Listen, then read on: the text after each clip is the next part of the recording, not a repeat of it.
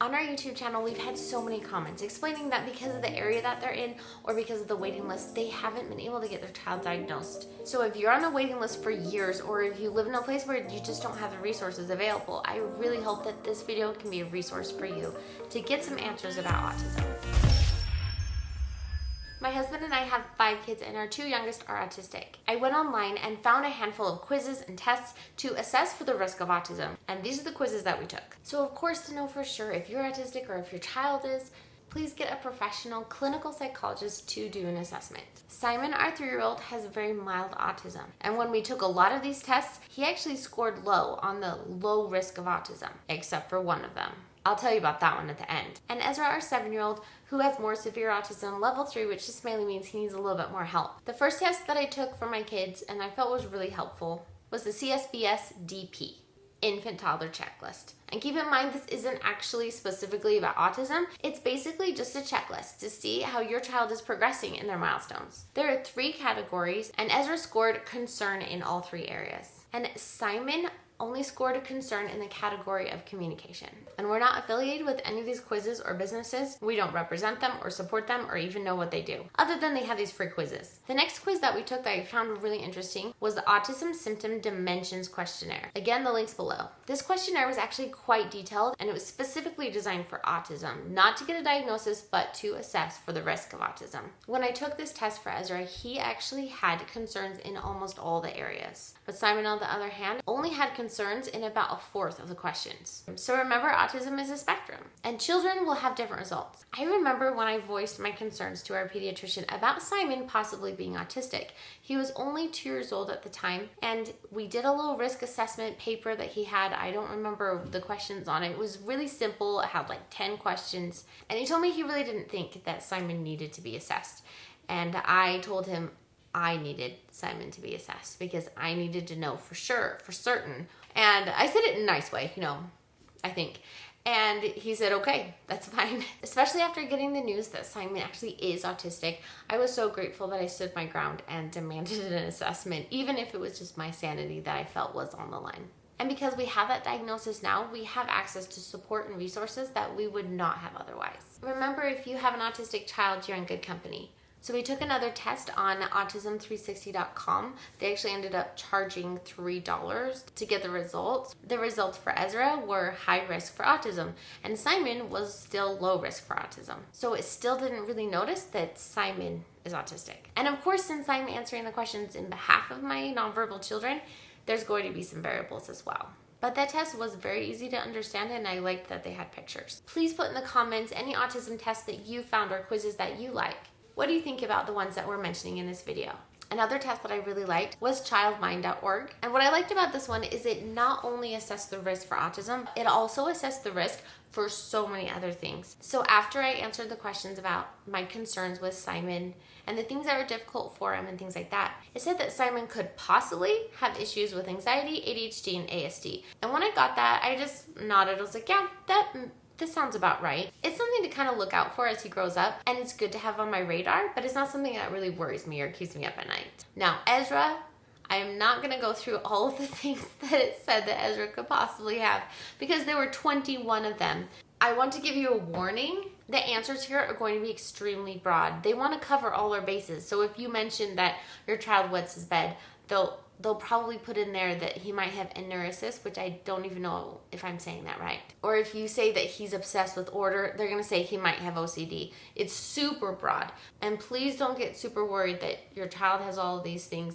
It's not a diagnosis. It's just a list of things that you might want to be aware of in case your child might have one of those. Remember, none of these tests actually will give a diagnosis, but it's a good place to start if you're having some concerns about you or your child. And the last test that we took, which was my personal favorite, we found on exceptionalindividuals.com, and they have an autism test for adults. I acted as if I was Simon, and I took the test and I answered it as best I could for what I know with him, and then I also took it for Ezra as well. And this one was the only test where Simon actually was at high risk for autism. And what that tells me is that the questions here were tailored more towards the autistic individuals who may be more independent and maybe won't find out until they're older. Because honestly, if we hadn't had Ezra, we would not have noticed Simon's autism until a lot later in life. We just wouldn't have seen the signs or recognized it because we wouldn't have had the experience related to autism. Even though when Simon was young, he didn't have the more obvious and stereotypical classic signs of autism, like Ezra did, he did show some signs, especially when we lived in an RV. Yes, 5 kids in an RV, and we traveled the U.S. visiting all the national parks. It was at this time when we noticed the repetitive behaviors that Simon had. Since we're in pretty close quarters in an RV, there's not much room. I was so impressed with this test, I actually took it myself, and I want to share with you the results. I have no indication or tendency at all towards autistic traits, just so you know. And then I took one for ADHD, because it runs in my family, and so I was just wondering. And it says, you don't have ADHD either. So there you go. So even though we have our family experiences with Ezra and with Simon, I wanted to ask a professional, what are some signs that parents should be aware of? And so I asked one. Meet Dr. Spenlove. He's a clinical psychologist, and he actually worked on the ADOS-2 test. He specializes in autism assessment in infant and toddlers. Let's see what he has to say. So let's talk about the average or appropriate benchmarks kids should be making across time. Let's talk about language first. When a child is 1 year old, they should be using one-word phrasing. They should start saying no, or mama, or more, or just any one word. And they can be word approximations like baba, which is for bottle, right? Or other word approximations. Like num num for food. Num num for food, or vroom vroom for car. Yeah. So one word by 1 year old, okay? And then at 2, they should be stringing 2 words together. No go, and they're not great at grammar, so they say no go, mine toy. And then at 3, they should be using 3 and 4 word flexible phrases, which is like, I don't want to. That's my toy. How come he did that? Right? So those are the average, typical ways kids develop their language. If you have a child who is 18 months old and has not said their first word, get them checked out. Because that's a little too far past 1. Same with walking, by the way. If a child is not walking by 18 months, some kids will not say a thing, but they understand everything you say to them. That's typical development. In typical development, we always understand before we produce. Comprehension precedes production. So take, for example, when you learned a second language. Yeah. Tagalog? Yeah, Tagalog. Okay. So when you learned that, you remember going over to the Philippines and someone said something to you and you're like, I know what they said. It was an amazing feeling. And then you go, what do I say? Right? I remember that when I learned Spanish. Well, that's what little kids are doing all the time. In typical development, they understand before they produce. Okay? That's typical. In autism, it's reversed. The very first sign of a language problem with kids who are going to have autism is very, very, very poor or absent receptive language skills. They don't understand what we're saying to them, even if they have words. Okay, so if you feel like your child is not responding to you, not looking at you, they don't know their name.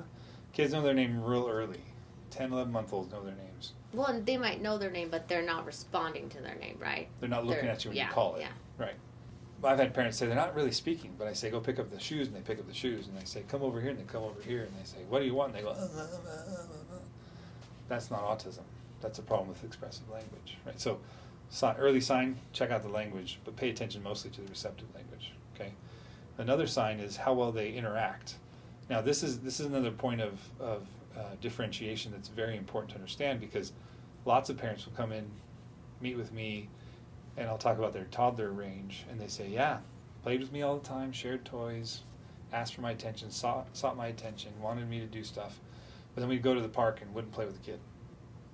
Or we'd go to the store and they're shy and wouldn't look at anybody.